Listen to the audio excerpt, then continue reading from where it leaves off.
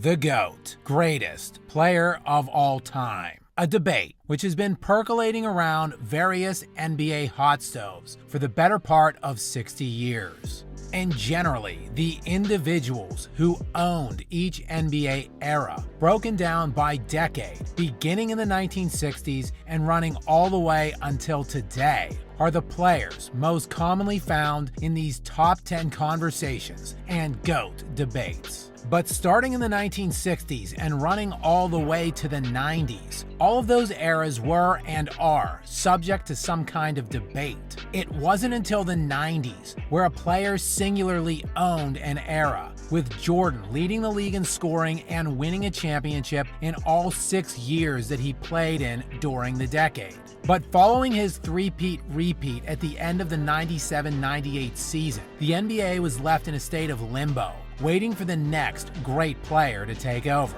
And in those last 2 years of the 90s, two bigs would surface and use those final 2 seasons as a springboard to audition and set the stage for their claim as the GOAT of the following decade of the 2000s. It was a strike-shortened 50-game season in the 1998-99 league year when 22-year-old Tim Duncan would lead the San Antonio Spurs to the best record in the NBA and what would be his first of 5 eventual NBA championships. The following season in 1999-2000, Shaquille O'Neal would win league MVP while leading the league in scoring and winning the NBA championship. And the following decade of the 2000s would then present a case for seemingly 3 or even 4 different players in what many present as the greatest coin toss era of them all, with O'Neal dominating the early portion of the decade, producing averages of 21 points, 10 rebounds, and 2 blocks per game for the 10-year span of the 2000s, while being named to 8 All-Star games and making an All-NBA first team 6 times during the decade.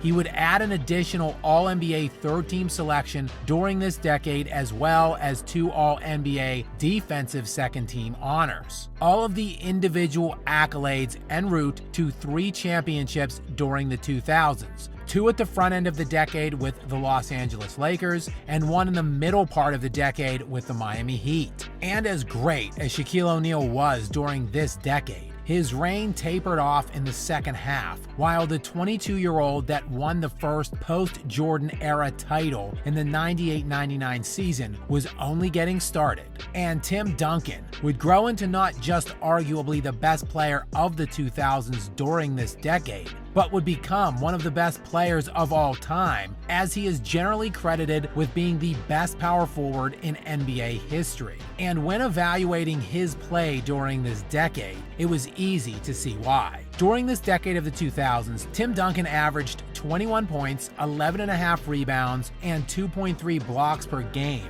while being named to an All-Star team every season and being named to a first-team All-NBA distinction 6 times, with 3 second-team honors and 1 third-team, rounding out the decade with an All-NBA team selection for all 10 years. He also made 6 All-NBA defensive first teams during this decade, while being named second-team defense 4 times, thus making an All-NBA defensive team all 10 years of this decade as well. Therefore, Duncan was the best player at his position on both sides of the floor for a decade, where he won 3 NBA championships along the way, making him an easy candidate for the best player of this or any decade. He was so great that he overshadowed other elite all-time players throughout this decade, such as Dirk Nowitzki, who averaged 24.5 points per game, 9 rebounds, and 3 assists per game for the 2000s, averaging more points than either Duncan or Shaq, while scoring more total points for the decade than either of them, substantially more. Nowitzki would also be named an All-Star 9 times during this decade, while being named All-NBA first or second team 8 times in the 10-year span. While Dirk would ultimately capture his one and only NBA championship, which is one of the very best titles in NBA history, that wouldn't ultimately come until the next decade. Along with Duncan and Dirk, the decade of the 2000s would yield yet another historical all-time great power forward, also in the loaded Midwestern Conference, as Kevin Garnett would rise to prominence during the 2000s, being named an All-Star every year of this decade and averaging 21 points, 12 rebounds, and 4.5 assists a night, while being named to an All-NBA team 7 times for the 10-year span, along with All-NBA defensive honors 9 times for the decade. Also along the way of this decade, a new crop of NBA talent would come along in the 2003 draft, a legendarily stacked draft class, rivaling the '96 class and the 1984 class for the best draft ever.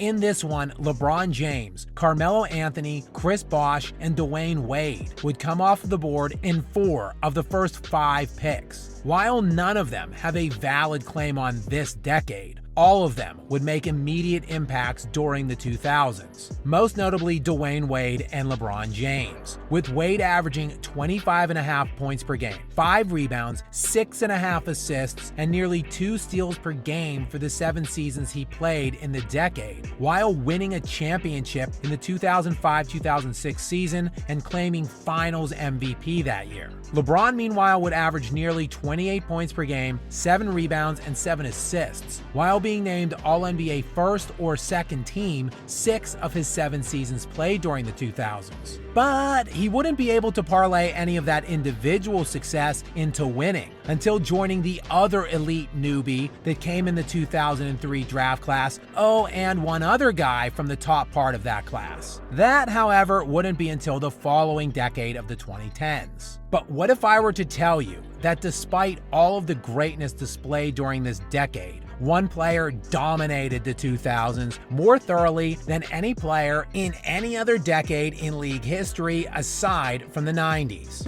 What? Yes, it's true. And it was not any of the aforementioned players. While it's true, the decade from the 2000-2001 season and running through the 2010 league year is one that would be presented as a toss-up by revisionists in the biased media and teenagers on social media, in reality, Kobe Bryant dominated this decade more thoroughly than any player in league history aside from Jordan's 90s. In this 10-year span, Kobe led the league in both scoring average and total points scored, one of only 3 players in league history to do so, joining Chamberlain from the 60s and Kareem from the 70s. His 28.5 points per game during this decade is the 5th highest average ever in league history, behind only Wilt Chamberlain and Oscar Robertson's averages in the 60s and Michael Jordan's averages in the 80s and 90s. While Kobe's 21,550 total points scored in this 10-year span is the 4th most ever, trailing only Kareem's 1970s total by a mere 264 total points for 3rd place, and behind Wilt and Oscar Robertson's monstrous decade of the 1960s. But while Wilt and Oscar played in the turbocharged pacing of the 1960s, which was the highest scoring decade in NBA history, where nightly league-wide scoring averages were 115 points per game,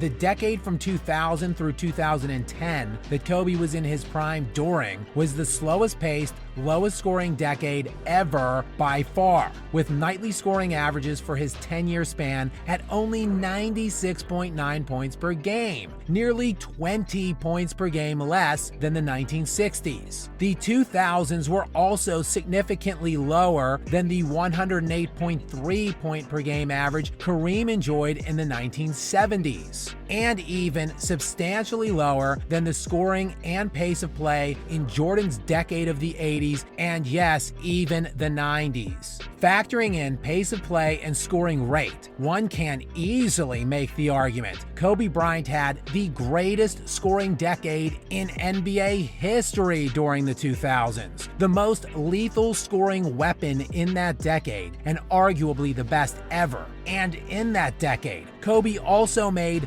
9 All-NBA defensive teams of that 10-year span, with 7 of those being first-team selections. This is while being named an All-Star and to an All-NBA team for all 10 years, 8 of which were first-team distinction. So like Duncan during this decade, Kobe was easily the best player at his position on both sides of the ball. But Kobe did this while leading the decade in points scored and scoring average, while scoring over 5,000 more points for the decade than Tim Duncan. And during the decade, Kobe went to 6 NBA Finals series, more than anyone else, and won 4 championships during this 10-year span, also more than anyone else for the decade. And that was with Kobe going through a full-blown rebuild in the middle part of the decade and wasting 2 full seasons with dreadful supporting casts, which eventually would result in one of, if not the greatest playoff runs in NBA history to end this decade, taking at the time his one-time All-Star in Pau Gasol and running through a playoff gauntlet never before seen and never seen since to make 3 consecutive finals appearances, winning back-to-back titles. In his 3-year finals run from 2007 through 2010, 11 of Bryant's 12 playoff opponents won at least 50 games during the regular season. Kobe would also lead the NBA playoffs in scoring for all 3 of those seasons, a feat accomplished by only one other player in modern NBA history, and that, of course, was you-know-who. Kobe, meanwhile, would also lead the Lakers in assists and steals over the 3-year finals run, spanning 67 games in the postseason, while averaging 30 points per game, right in the heart of the aforementioned slowest-paced, lowest-scoring decade ever. And yet, people actually say this decade is a toss-up, or even more pathetic, try painting it as Duncan's decade, when in reality, no one destroyed his era more thoroughly from a collective, individual, and team success standpoint than Kobe Bryant, other than Michael Jordan. Which is why so many players and those of us who actually watched this era have Kobe Bryant ranked so highly on those all-time lists. And while that does conclude our look at the 2000s, please make sure to subscribe and tune in for the next and final episode of The GOAT by Decades, when we take a look at the super team stacking decade of the 2010s. Until next time.